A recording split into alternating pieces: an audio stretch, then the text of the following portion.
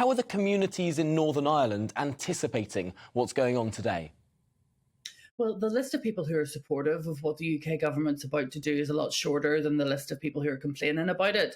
Certainly, there's a feeling that the action that the government's taken is to try to get the DUP back into devolved government. Now, unfortunately, the DUP have said already this morning that what is being announced isn't going to be enough for them to make a move. They want to see progress. They want to see if there are attempts made to adjust what the UK government is proposing. We know that the things that are on the table are likely to be the Green Channel for goods that are moving from Britain to Northern Ireland, the dual regulatory regime, so businesses choosing whether to follow the UK or the EU standard, then the role of the ECJ, the governance side of things, because the UK government doesn't want the ECJ to have a final say. And then, of course, I think that we'll hear about keeping Northern Ireland, allowing them to have the same tax breaks that would be applicable in the rest of the UK. So it essentially guts the protocol as it stands at the moment.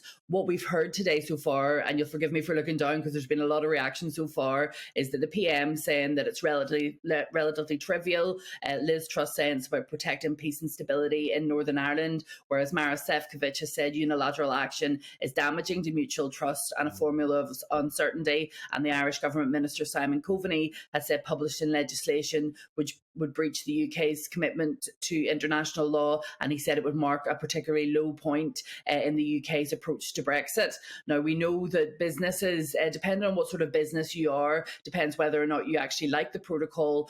People who are importers don't particularly like it because if they rely on GB distribution centres, then there's more friction for them. But certainly the majority of business leaders have said that they would prefer a negotiated outcome. You know, if you look to what the CBI chief Tony Danker said, he said that the EU needs to move further, but that the UK also needs to build trust, and unilateral action doesn't do that.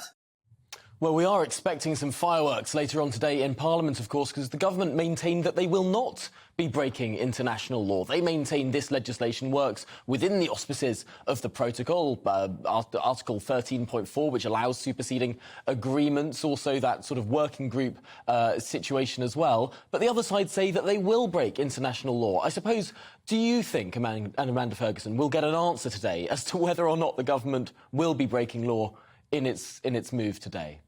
Well, I think that the UK government has said that it's going to provide and publish a summary of the guidance that it's received, but not the full guidance. Now, if you talk to, for example, the Sinn Féin leader, Mary Lou McDonald, described Brandon Lewis saying that what's going to be announced doesn't breach international law. She said that he was talking through his hat.